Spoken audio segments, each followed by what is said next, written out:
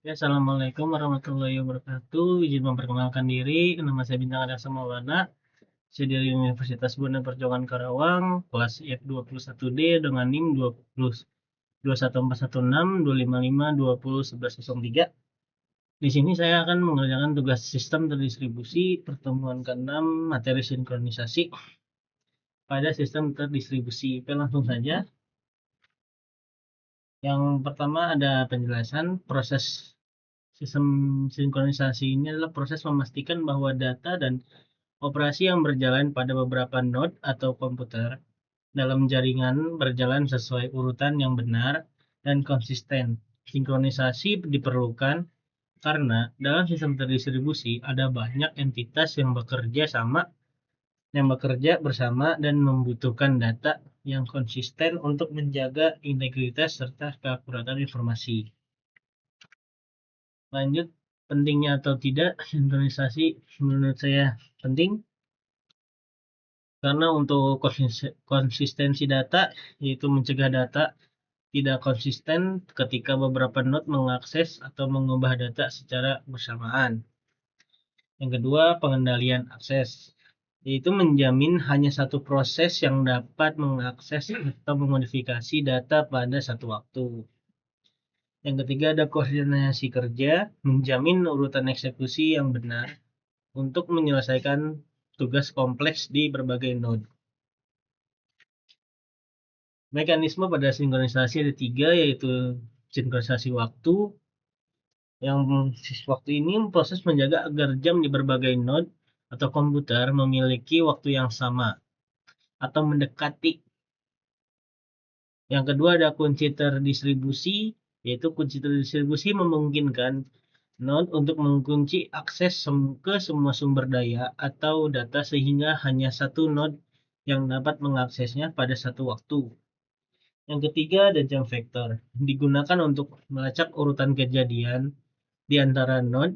Setiap komputer memiliki jam vektor yang diperbarui setiap kali terjadi perubahan atau interaksi antar node. Algoritma pada sistem terdistribusi yang sering digunakan itu ada tiga. Yang pertama adalah Lamport timestamp.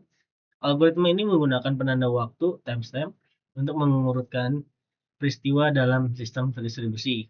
Yang kedua ada mutual exclusion algorithm, memastikan bahwa hanya satu proses dalam satu waktu yang dapat mengakses sumber daya bersama. Yang ketiga ada two-phase commit protocol yang disingkat 2PC, digunakan untuk memastikan konsistensi dalam transaksi terdistribusi. Ada beberapa masalah di sistem terdistribusi sinkronisasi. Yang pertama ada network delay, keterlambatan jaringan. Yang kedua ada clock drift, perbedaan waktu antara jam node yang menyebabkan ketidakakuratan dalam mengurutkan peristiwa. Yang ketiga ada kegagalan node. Jika satu node gagal, perlu ada cara untuk melanjutkan operasi tanpa mengganggu sistem. Contoh sinkronisasi sistem transaksi keuangan yang pertama. Bank perlu sinkronisasi data agar saldo akun nasabah selalu konsisten meskipun transaksi dilakukan dari berbagai cabang atau kanal digital.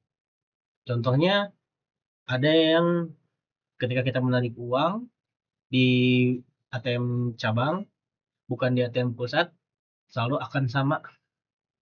Yang kedua, sistem pemesanan tiket online. Menghindari overbooking dengan memastikan bahwa hanya satu orang dapat memesan kursi tertentu pada saat yang sama. Lalu ada sistem cloud storage, mengatur agar file atau data yang disimpan di server cloud selalu tersinkronisasi dan diperbarui ketika ada perubahan dari perangkat manapun.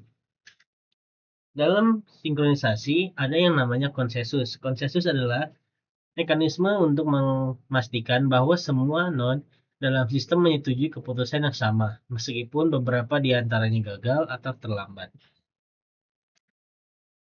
Cara meningkatkan sinkronisasi, yang pertama menggunakan algoritma yang tahan terhadap kegagalan untuk menjaga sinkronisasi dalam sistem yang memiliki banyak node.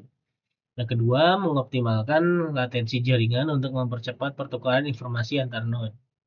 Yang ketiga, menyesuaikan frekuensi sinkronisasi sesuai dengan kebutuhan aplikasi untuk menghemat sumber daya. Mungkin cukup sekian materi sinkronisasi dari saya. Saya pamit undur diri, mohon maaf bila ada salah kata. Assalamualaikum warahmatullahi wabarakatuh.